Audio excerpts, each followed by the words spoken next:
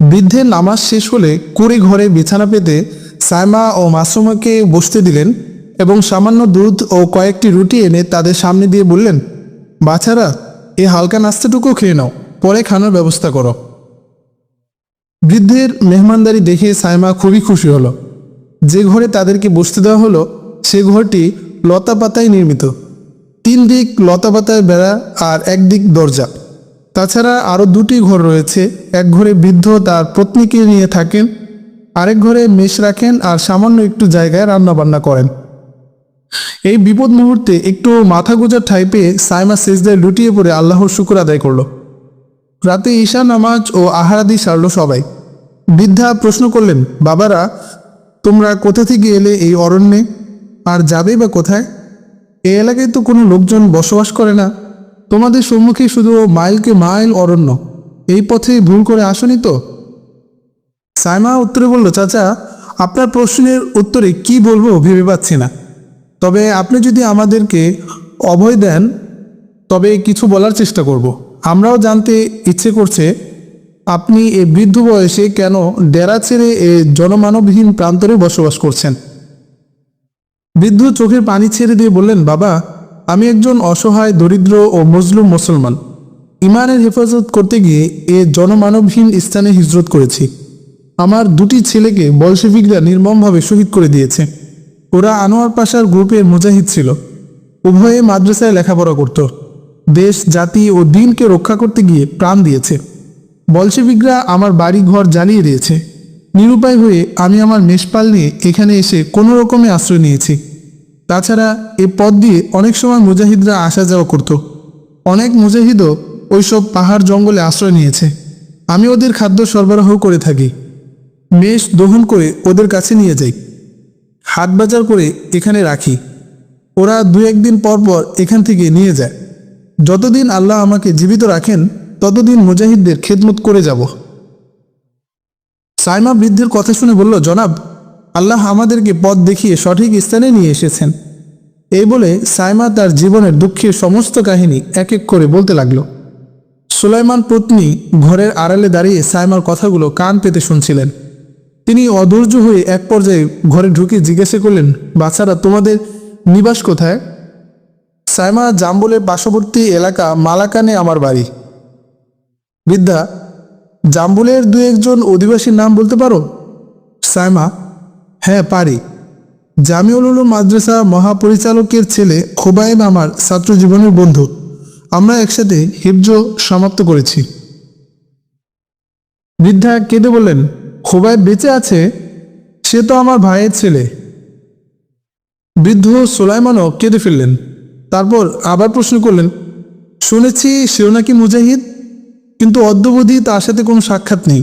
শুনেছি তার আম্মা নাকি তার জন্য পাগল হয়ে বাড়ি থেকে বেরিয়ে গিয়েছেন। কেমন পর্দানশীল দিনদার পরহেজগার ছিলেন, আজ পুত্র শোকে পথে পথে ঘুরছেন।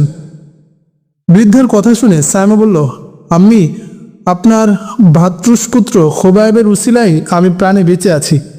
রাতের অন্ধকারে লাশের স্তূপ থেকে সেই আমাকে উদ্ধার করেছে। ওর আম্মাকেও খুঁজে বের করেছে। এখন আমি তার নিকট থেকেই এসেছি। আমি যে সমস্ত অপারেশনের কথা বলেছি ওইসব অপারেশন আপনার ভ্রাতৃপুত্র খোবায়েবের কমান্ডিংয়ে হয়েছে। তিনি আমাকে ও তার আম্মুকে তার বন্ধু তোরা ভারুনের বাসায় রেখে আনোয়ার পাশার সন্ধানে বের হয়েছে। আজ প্রায় 1.5 মাস গত হতে চলেছে, এখনও ফিরে আসেনি। আমি তার সন্ধানেই বের হয়েছি, দেখি তার সাক্ষাৎ মিলে কিনা। আমার মনে হয় এই অরণ্যভূমিতেই তাকে পাওয়া যাবে। সে হয়তো এখানেই আশ্রয় নিয়েছে। বৃদ্ধা বললেন, কতদিন হয় খোবায়েবকে দেখি না। তখন মক্তবে পড়তো, এখন দেখলে হয়তো তাকে চিনতে পারবো না। অনেক মুজাহিদ তো এখানে এসেছে, সেও এসেছে কিনা কে জানে। আসলেও হয়তো পরিচয় না পাওয়ার কারণে চিনতে পারেনি। সাইমা বলল, আচ্ছা, 2-1 দিনের মধ্যে কি মুজাহিদরা এখানে আসার সম্ভাবনা আছে? বৃদ্ধ বললেন, তা তো বলা যায় না। শুনেছি ওরা নাকি জঙ্গলের অনেক গভীরে চলে গেছে। আজ বেশ কদিন হয় তাদের কোনো আনাগোনা লক্ষ্য করছি না। সুলাইমান পত্নী বললেন, বাবা, তোমরা অধৈর্য হও না। গরিব আলোয় এসেছো, এখানে বিশ্রাম নিতে থাকো। এখানে বলশেভিকদের কোনো আনাগোনা নেই, নেই লাল ফৌজের ভয়। তোমরা দিনের মুজাহিদ, তোমাদের খেদমত করতে পারলেই আমরা ধন্য। দেখি বাছার সন্ধান পাই কিনা। সাইমা বলল, ঠিক আছে আম্মি, আমরা তো অসহায় নিরাশ্রয়, যাবই বা কোথায়? এখানে থেকে প্রতিদিন অরণ্যে তন্ন তন্ন করে দেখব পালাতকটার খোঁজ পাই কিনা। আচ্ছা, মুজাহিদরা গভীর অরণ্যে আশ্রয় নিয়েছে কেন, তা কি বলতে পারেন? হ্যাঁ, ওলামা ইকরামের কলঙ্ক কতিপয় আলেম নামধারী আনোয়ার পাশা বিরুদ্ধ ফতোয়া দিয়েছে। তাতে বলা হয়েছে, কেউ যেন মুজাহিদদের সাহায্য না করে, তাদেরকে যেন ধরে লাল ফৌজের হাতে তুলে দেয়। মুজাহিদরা কিনা বাগী, রাষ্ট্রদ্রোহী ও সন্ত্রাসী, এদেরকে ধরে দিলে নাকি অনেক সোয়াব হবে। এতে সাধারণ মুসলমানরা বিভ্রান্ত হয়ে মুজাহিদদের ধরিয়ে দিতে ব্যস্ত হয়ে পড়েছে, ধরিয়ে দিয়ে অনেক টাকাও পাচ্ছে। মুজাহিদরা ধরা পাওয়ার ভয়ে জঙ্গলে এসে আশ্রয় নিয়েছে। প্রতিদিন সকাল সন্ধ্যা দুপুর ও ভোর বিহানে বুকাইলির আবাল বৃদ্ধ বনিতারা এসে আমার কাছে ভিড় জমাচ্ছে। কেউ জরুরি মাসলা মাসাইল জানতে চায়, কেউ বা জেহাদে বিভিন্ন কলাকৌশল শিখতে চায়, কেউ বা আবার বিভিন্ন অপারেশনের কারগুজারি খোদাই মদদের কথা শুনতে চায়। আমি যথাসাধ্য তাদের চাহিদা পূরণ করার চেষ্টা করছি। ওরা আমার কথা একাগ্র চিত্রে শ্রবণ করে চলছে। এখানে যদিও শ্রোতার অভাব নেই, কিন্তু আমার মন শুধু একজন শ্রোতাকেই খুঁজে বেড়াচ্ছে। সকলের চেহারায় আমার মনের মানুষটিকে খুঁজে বেড়াই, কিন্তু সে ছবিটির দেখা পাচ্ছে না। আমার বিরহ যাতনা বুকে নিয়ে সে পথে পথে আমাকে খুঁজে বেড়াচ্ছে। তা কি করে আমি বরদাস্ত করতে পারি? আমার অন্তর ভেঙে চৌচির হয়ে যাচ্ছে, হৃদয় আহত ও ক্ষত বিক্ষত হয়ে যাচ্ছে। সাইমার বিরহে আমার চোখ থেকে সর্বদাই অশ্রু ঝরছে, তা ফেরাতে পারছি না। আমার বিগলিত অন্তরে একটি কথাই বারবার আঘাত হানতে থাকে যে, হায়, এতদিন পর সহস্র ঘাত প্রতিঘাত সয়ে হাজার প্রতিকূলতার পাহাড় মারিয়ে ফিরে এসেছি। আজ সে আমাকে খুঁজতে গিয়ে আবার হারিয়ে গেল, দেখা হয়েও হলো না। আজ সে কোথায় কি অবস্থায় আছে কিছুই জানতে পারছি না। কখন জানি কোন মুসিবতে নিপতিত হয়। এসব চিন্তায় আমি পাগল হয়ে যাওয়ার উপক্রম। খানাপিনা, ঘুম ও আরামায়েশ দূর হয়ে গেছে। অনিচ্ছা সত্ত্বেও মাঝে মধ্যে আমার মুখ থেকে বেরিয়ে আসে, সাইমা, ও সাইমা, তুমি কোথায় ঘুরছো? আমি না এখানে, ফিরে এসো আমার পূজার গৃহে, হৃদয় মন্দিরে। আমার অন্তরের সবগুলো অর্গল খুলে তোমার জন্য অপেক্ষা করছি। তুমি ফিরে এসো, ফিরে এসো বোন। একসময় আমার আবল তাবল বকাবকি শুনে আল্লামা ইসমাইল কারাবি আমাকে ডেকে জিজ্ঞেস করলেন, বাবা খুবাইব, তোমার কি হয়েছে, একটু খুলে বলো না। আমি ইসমাইল কারাবিকে সব ঘটনা অদ্যপ্রান্ত খুলে বললাম। তিনি বাষ্পাচ্ছন্ন চোখে কিছুক্ষণ চুপ করে বসে রইলেন। তারপর মস্তক উত্তোলন করে আমার দিকে তাকিয়ে বললেন, বাবা, কাল বিলম্ব না করে যথাসম্ভব তাড়াতাড়ি তার খুঁজে বেরিয়ে যাও। যে করেই হোক তার সন্ধান করো।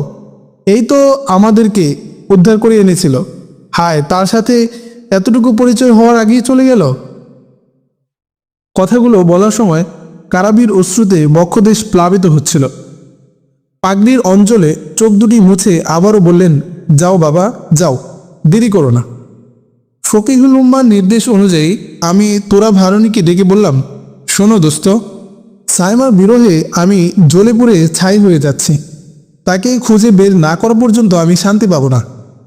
যে করেই হোক তাকে খুঁজে বের করতেই হবে। ভাই হারুনি, জলদি করে আমাকে একটি ঘোড়ার ব্যবস্থা করে দাও। হারুনি বললেন, খুবাইব, তুমি এত বিচলিত হচ্ছ কেন? তুমি না একজন মুজাহিদ, বিপদে ধৈর্যহারা হতে নেই।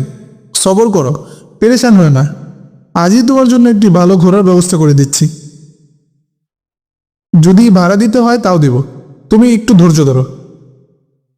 পরদিন প্রত্যুষে হারুনি তার এক প্রতিবেশীর বাড়ি থেকে লাল রঙের সুস্বাস্থ্যবান ও কর্মঠ একটি তাজি ঘোড়া নিয়ে এলেন এবং বললেন, তোমার কথা শুনে সবাই ঘোড়া দিতে রাজি, কেউ ভাড়া নিতে রাজি নয়। সবাই বলে আমারটা নিন, এটা ভালো হবে। তাই কয়েকটা থেকে বাছাই করে এটা নিয়ে এলাম। এদিকে আমার যাওয়ার কথা শুনে তৃষ্ণা ভোর রাতে তার রান্না শেষ করেছে। সে তাড়াতাড়ি খানা এনে বললেন, ভাইজান, না খেয়ে যাবেন না কিন্তু, আগে খানা খেয়ে নিন। আমার খানা শেষ হলে কিছু রুটি ও ভুনা গোস্তের একটি পুটুলি এনে সামনে রেখে বলল, রাস্তায় এগুলোর দরকার পড়বে। কোথায় না কোথায় যান, এগুলোতে কমপক্ষে 2 দিন চলবে, নষ্ট হবে না। আর যদি সাইমাকে পেয়ে যান, তবে ওকে নিয়ে দুজনে খাবেন। ওকে কিন্তু সাথে নিয়ে আসবেন। আমি নিজ হাতে তাকে বউ সাজাবো, মনের মতো করে সাজাবো। তৃষ্ণার কথা শুনে আমার মলিন মুখেও হাসি ফুটে উঠল। তুরাভারণী আমার পকেটে বেশ কিছু টাকা গুঁজে দিয়ে বললেন, এগুলো নিয়ে যাও, কাজে আসবে। সকলের নিকট থেকে বিদায় ও দোয়া নিয়ে ঘোড়া পিঠে সওয়ার হয়ে পাড়ি জমালাম অজানার উদ্দেশ্যে। বন বাদারে, মাঠঘাট, গিরিকান্তার, ধূসর মরু ও বন্ধুর পথ পেরিয়ে আমার ঘোড়া চলছে ঊর্ধ্বশ্বাসে। কোথাও বিরাম নেই, বিশ্রাম নেই, ক্লান্তি নেই, নেই নিরাশার ছোঁয়া, আছে শুধু এক সাগর বেদনা। তাই হৃদয়ের বিনার তারে বেজে উঠল সেই রাগিনী, নায়াবাম অরা ইয়া নায়াবাম জুস্তিজুই মি কুনাম হাসেল আয়াদ ইয়াদ না আয়াদ আরজুয়ে মি কুনাম। অর্থাৎ, হে প্রিয়া, আমি তোমাকে পাই বা না পাই, তালাশ করতেই থাকবো, করতেই থাকবো। তোমাকে অর্জন করতে পারি আর না পারি, আশা করতেই থাকবো, করতেই থাকবো। বারে বারে খুঁজি তারে, ধরা নাহি দাও মোরে, চোখের জলে শরীর ভিজাই, খুঁজিয়া না আমি তারে পাই। নারীরা নিষ্ঠুর জাতি, কচি প্রেমে টানলিতি, বুক চিরিয়া কাহাকে দেখাই, খুঁজিয়া না আমি তারে পাই। আগে যদি জানতাম মোরে, ছেড়ে যাবে তুমি মোরে, তোমার প্রেমে মজিয়া না যাই, খুঁজিয়া না আমি তারে পাই। অনিচ্ছা সত্ত্বেও হৃদয়ের গভীর থেকে বেরিয়ে এলো শোকগাথা। এদিকে ঘটক চলছে তো চলছে, একটানা কয়েক ঘন্টা। দুপুর গড়িয়ে বিকাল হলো, জোহরের নামাজ এখনো পড়িনি। সঙ্গে যে পানি, তা দিয়ে অজু করলে খাবারের পানির সংকট দেখা দিবে। তাই অশ্ব থেকে অবতরণ করে তায়াম্মুম করে নামাজ আদায় করলাম। তারপর দুটি রুটি খেয়ে ক্ষুধার জ্বালা নিবারণ করলাম। এই অসময়ে ঘটকটি নাসিকার রন্ধ্রের ফ্যানপুঞ্জ নিষ্কাশন পূর্বক খানিকটা বিশ্রাম করে নিল। আমি নামাজ আনতে অশ্বে সওয়ার হয়ে আবার সামনে অগ্রসর হতে লাগলাম। এলাকাটা অনেকটা পাহাড়ি, বড় কোনো পাহাড় না থাকলেও বড় বড় টিলা রয়েছে প্রচুর। অনুর্বর কঙ্করময় প্রান্ত, শস্য খামার নেই বললেই চলে। তবে ফলফলাদির কিছু বাগান পরিলক্ষিত হলো। সামান্য ফলফলাদির চাষাবাদ ও পশুপালনই তাদের জীবিকা নির্বাহের একমাত্র উপায়। এই দিয়েই সংসারের যাবতীয় প্রয়োজন মেটায়। শিক্ষা একেবারেই নেই, মুসলমান খুবই নগণ্য। এই এলাকাটি উপজাতিদের আবাস। ধর্মকর্মের বালাই নেই, নেই ধর্মচর্চা। তবে উপজাতিরা মুসলমানদের প্রতি শ্রদ্ধাশীল। সবাই মিলেমিশে দিন যাপন করছে, সবাই সরল প্রকৃতির মানুষ। সবিতা দুনিয়াবাসীকে আধারে ডুবিয়ে দিয়ে বিদায় নেয়ার পালা। পশ্চিম আকাশে লালিমা ছড়িয়ে বিদায় বার্তা জানাচ্ছে সে। কোথায় যাব অচেনা পথে, তাই এ পল্লীতেই রাত যাপন করার সিদ্ধান্ত নিলাম। ক্রমশই অন্ধকার ঘনীভূত হতে লাগল। রাখাল ছেলেরা মেষপাল, ছাগল, গাধা, ভেড়া নিয়ে নিজ নিজ গৃহে ফিরছে। পাখালিরাও যার যার নীড়ে আশ্রয় নিতে শুরু করেছে। শ্যামা পাপিয়ার গানও থেমে গেছে। কুল বধূরা সন্ধ্যার কাজে ব্যস্ত হয়ে পড়েছে। এখন সন্ধ্যা পূজা। বিরাট এলাকা জুড়ে তাদের কোনো উপাসনালয় দৃষ্টিগোচর হলো না।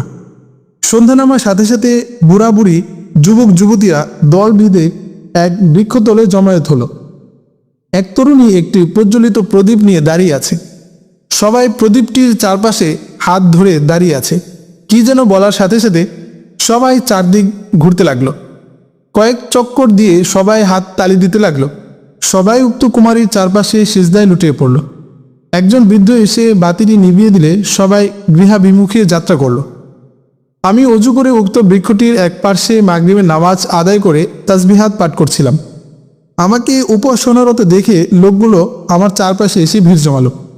একজন প্রবীণ লোক আমাকে বলল, বাবা, তোমার পরিচয় কি?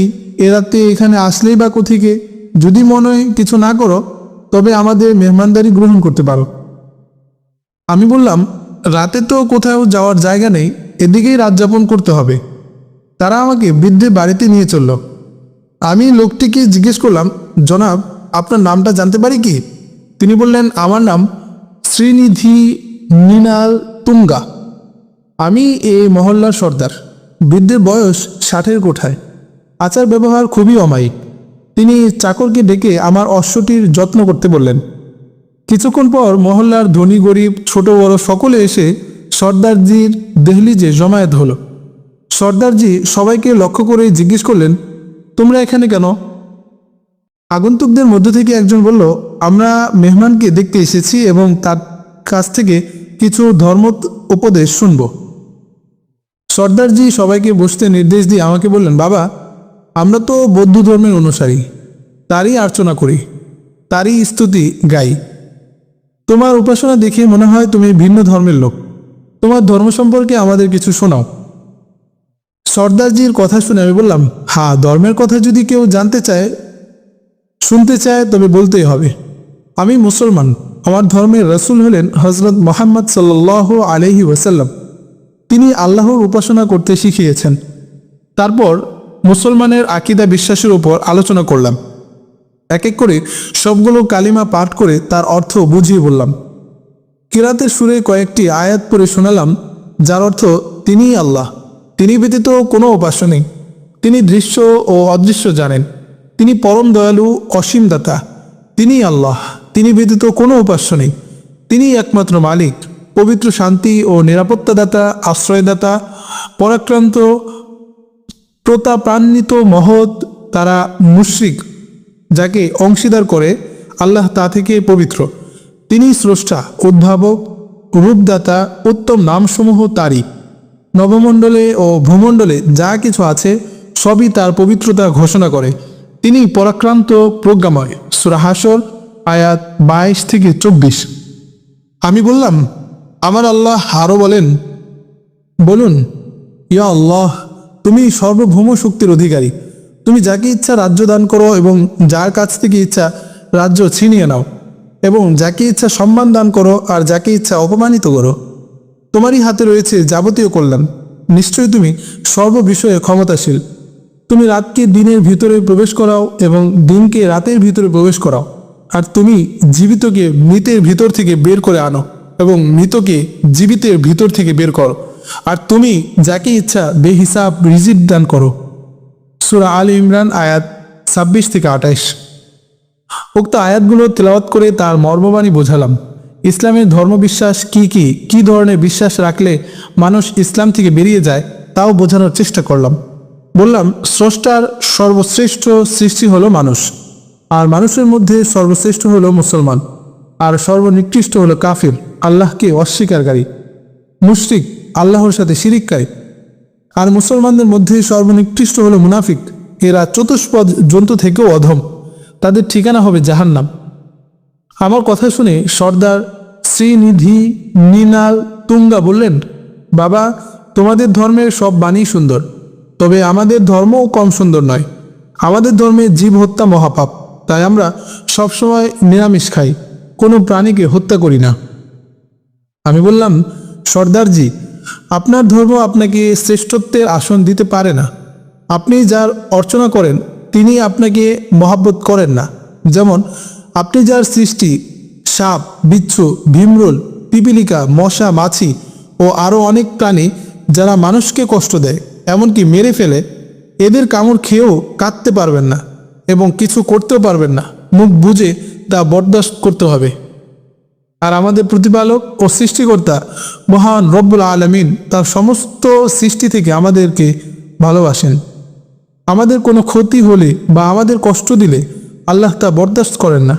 তাই আমাদের হুকুম দিয়েছেন যে আমার কোনো মাখলুক যদি তোমাকে কষ্ট দেয় তবে তাকে হত্যা করো, এতে তোমাদের পাপ হবে না।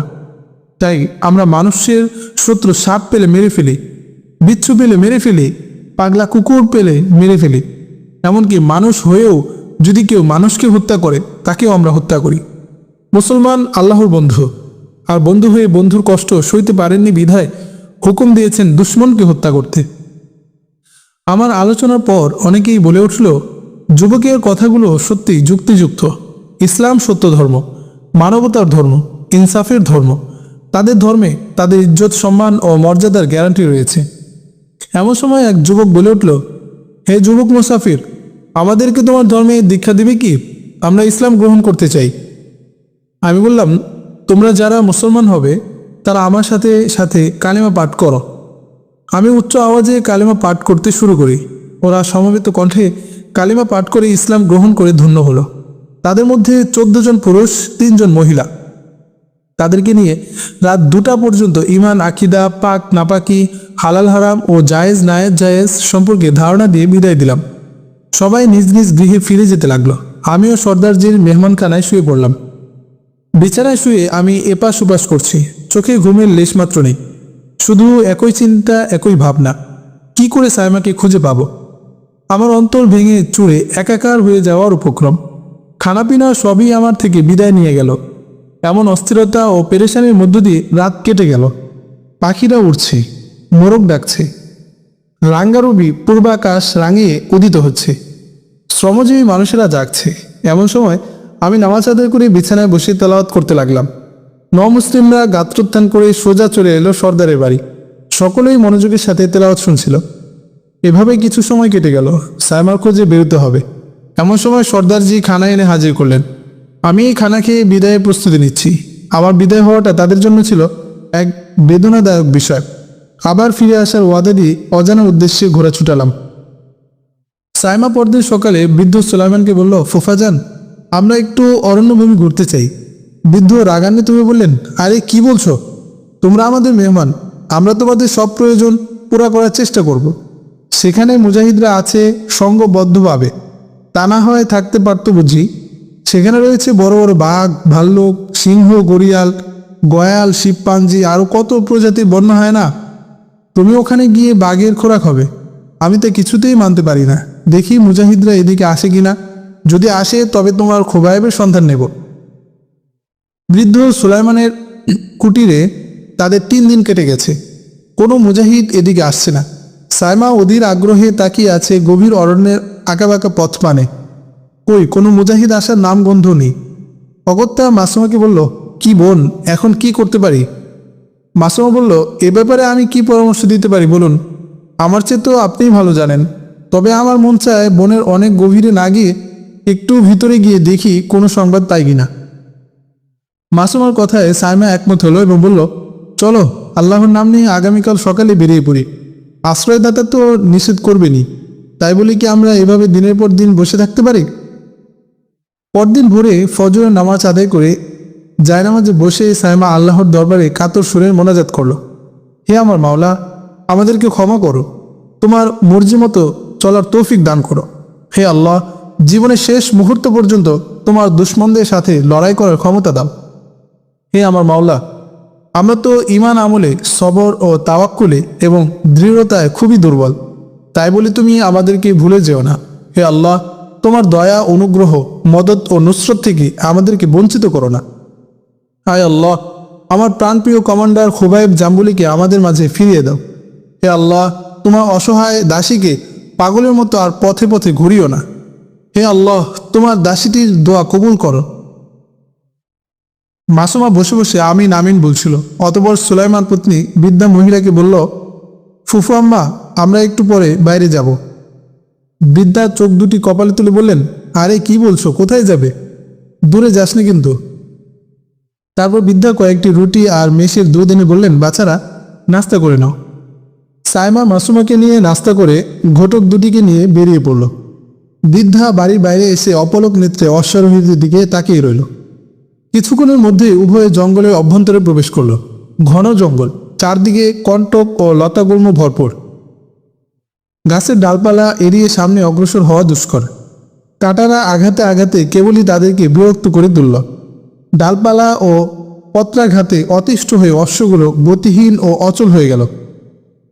সাইমার কোমল হৃদয়ে ক্ষীণ আশার প্রদীপ মিটমিট করে জ্বলছে। হয়তো এই অরণ্যেই খোবায়েবের সাক্ষাৎ মিলবে।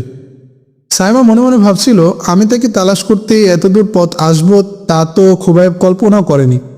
আমাকে যখন দেখবে সৈনিক বেশে, তখন খোবায়েব সেদিনের মতো দৌড়িয়ে পালাতে উদ্যত হবে। তখন আমি পিছন থেকে রাখবো, খোবায়েব ভাইয়া, খোবায়েব ভাইয়া, আমি সাইমা, পালাতককে গ্রেফতার করে নিতে এসেছি, দাঁড়াও দাঁড়াও, না হয় গুলি চালাবো কিন্তু। আমার কণ্ঠ খোবায়েবের কাছে বহুদিনের পরিচিত, তাই সে ঘাড় ফিরিয়ে পিছন দিকে তাকিয়ে দেখবে আমি পশ্চাতে ঘোড়ার পিঠে উপবিষ্ট। তখন 4 চোখের মিলন ঘটবে, কি মজাটাই না হবে। তারপর দুজনে বসে আলাপচারিতায় মশগুল হব। অতিরিক্ত একটা মজা হবে। আমি অশ্ব চালানো শিখেছি, সে তো আমার মতো দৌড়াতে পারবে না। এখানে সে আমার নিকট অবশ্যই পরাজিত হবে। ইস, কি মজাই না হবে। সাইমা মনে মনে খোবায়েবের সাক্ষাৎ পেয়ে কি বলবে, কি করবে ঠিক করে নিচ্ছে। ঘটক আঁকাবাঁকা পথে মন্থর গতিতে চলতে চলতে অরণ্যের কয়েক মাইল ভিতরে প্রবেশ করেছে। এখনো কোনো কুলকিনারা নেই। এতক্ষণে সূর্য মাথার উপর এসে গেছে। খুব পিপাসায় কাতর হয়ে পড়েছে, অনেকটা বিরক্ত ও ক্লান্তি বোধ করছে, কিন্তু বলার সাহস পাচ্ছে না। আরও একটু পথ অতিক্রম করে ছোট্ট একটি ময়দান দৃষ্টিগোচর হলো। জায়গাটা বেশ পরিচ্ছন্ন, এখানে মানুষের হাত লেগেছে তার বেশ প্রমাণও পাওয়া যায়। কে বা কারা লতাপাতা কেটে পরিষ্কার করেছে, তাঁবু টানানোর আলামতও রয়েছে। মনে হলো সারিবদ্ধভাবে 3টি তাঁবু রচনা করা হয়েছিল। পাশে একটি পরিত্যক্ত উনুনও রয়েছে। এটা হয়তো মুজাহিদদের বা বনদস্যুদের দখলে ছিল। যে কোনো কারণে এই স্থান ত্যাগ করতে বাধ্য হয়েছে। এই স্থান ত্যাগ করে হয়তো আশপাশের কোনো স্থানে বেছে নিয়েছে। সাইমা অশ্ব থেকে অবতরণ করে উক্ত মাঠে পায়চারি করছে। মাসুমা ও সাইমার পিছু পিছু হাঁটছে। এক পর্যায়ে মাসুমা বলল, আপামনি, আমার যে অনেক ক্ষুধা পেয়েছে, চলো না কিছু আহার করে নিই। সাইমা হঠাৎ চমকে উঠে বলল, আরে এখানে খাবার পাবি কোথায়? মাসুমা বলল, আসার পথে বুড়িমা কয়েকটি জবের রুটি ও কিছু গোস্ত দিয়েছিলেন। মাসুমার কথা শুনে সাইমা খুশি হয়ে মাঠের এক পাশে বসে গেল। মাসুমা রুটিগুলো বের করে সামনে হাজির করলো। তারপর দুজনে রুটি খেয়ে পানি পান করে জঠর জ্বালা কিছুটা নিবারণ করলো এবং আল্লাহর কৃতজ্ঞতা প্রকাশ করল। এদিকে নামাজের সময় হয়ে গেছে। উভয়ে তায়াম্মুম করে নামাজ আদায় করল। নামাজ সমাপন করে মাসুমা সাইমাকে জিজ্ঞেস করলো, আপামনি, সময় তো অনেক হয়ে গেছে, আপনার খুবাইবের তো সন্ধান পাওয়া গেল না, এখন কি করা যায়? আমরা যদি আবার বিদ্যুৎ সুলাইমানের কুটিরে ফিরে যাই তবে তো এখনই যেতে হবে। এখনও যদি ফিরি তবুও সন্ধ্যার আগে গন্তব্যে পৌঁছাতে পারবো না। অন্যথায় রাস্তায় যদি রাত হয়ে যায় তবে বিপদের সীমা থাকবে না। ঘটক সহ বাঘের উদরে যেতে হবে। আমরা যে স্থানে অবস্থান করেছি এই স্থানটিও আমাদের জন্য মোটেও নিরাপদ নয়, কারণ এখানে যে মানুষ বসবাস করেছে এতে তো কোনো সন্দেহ নেই। এটা যদি বনদস্যুদের আস্তানা হয়ে থাকে তবে আমাদের বিপদের আশঙ্কা রয়েছে, কারণ আমরা দুজন, ওরা সংখ্যায় বেশি। ওদের সাথে লড়াই করে টিকে থাকা কঠিন হবে। আমাদের গোলা বারুদ অত্যন্ত সীমিত আর ওদের গোলা বারুদ পর্যাপ্ত। আর এটা যদি মুজাহিদদের আস্তানা হয়ে থাকে তবুও আমাদের জন্য বিপজ্জনক, কারণ লাল ফৌজ মুজাহিদদের চিরশত্রু। আমরা সৈনিকের পোশাক পরে এসেছি। ওদের যদি এই পোশাক দৃষ্টিগোচর হয় তবে দূর থেকে নির্বিচারে ফায়ার আরম্ভ করবে। আমাদের পরিচয় দেওয়ার আগেই কাবু করে বসবে। কাজে আমাদেরকে খুব ঠান্ডা মাথায় পদক্ষেপ নিতে হবে। সাইমা মাসুমার যুক্তিগুলো ঠান্ডা মাথায় চিন্তা করতে লাগলো। কিছুক্ষণ অবনত মস্তকে চিন্তা করে বলল, সত্যি বোন, তোমার যুক্তিগুলো একেবারে অকাট্য। ভাবাবেগে কোনো কিছু করতে নাই, জোশে বসে হুশও রাখতে হয়। শুধু জজবা দ্বারা কাজ করে কামিয়াব হওয়া যায় না। আগপাস চিন্তা করে ফলাফল কি হতে পারে এসব বিবেচনা করেই সিদ্ধান্ত গ্রহণ করতে হয়, অন্যথায় কঠিন বিপদের সম্মুখীন হতে হয়। শুক্রিয়া, তোমাকে আল্লাহ শুভবুদ্ধির পুরস্কার দান করেছেন। আল্লাহ ইহকালে ও পরকালে তোমাকে সফলতা দান করুন। তোমাকে আজ আমি একজন সিপাহ সালানের মর্যাদায় পাচ্ছি। তোমার বুদ্ধির প্রখরতা আরও বৃদ্ধি পাক। দিনের জন্য তোমার জ্ঞান বুদ্ধি ব্যয়িত হোক। উভয়ে পরামর্শ করে বৃদ্ধ সুলাইমানের কুটিরে ফিরে আসার সিদ্ধান্ত নিল। ঘোড়া দাবড়িয়ে ফিরে চলল দুই তরুণী সৈনিক। গহীন বন, ঘটক সামনে এগোতেই পারছে না, কেবলই থেমে যাচ্ছে। ভাবতেই গা শিউরে ওঠে। অশ্বের খুর ধ্বনিতে বন্য হায়নারা হুমড়ি খেয়ে ছুটে পালাচ্ছে। মনে হচ্ছে বন জঙ্গল মারিয়ে ভেঙে একাকার করে দিচ্ছে। তরুণীদ্বয়ের শরীর ভয়ে কাঁপছে। হায় আল্লাহ, এই বুঝি আমরা ব্যাঘ্রের মুখে যাচ্ছি? এই বুঝি জীবনের জবনিকা টানছি? এসব ভয় তাদের তাড়া করছে। দিক হারিয়ে কোন দিকে ছুটে চলছে তা কেউ ঠাহর করতে পারছে না। মাসুমা পশ্চাৎ দিক থেকে ডেকে বলছে, আপামনি, আমরা কোথায় যাচ্ছি? আগে তো এ ধরনের বৃক্ষরাজি দেখিনি, মনে হচ্ছে পথ হারিয়ে অন্য পথে চলছি। হঠাৎ ব্যাঘ্রের হুঙ্কারে মাটি কেঁপে উঠল।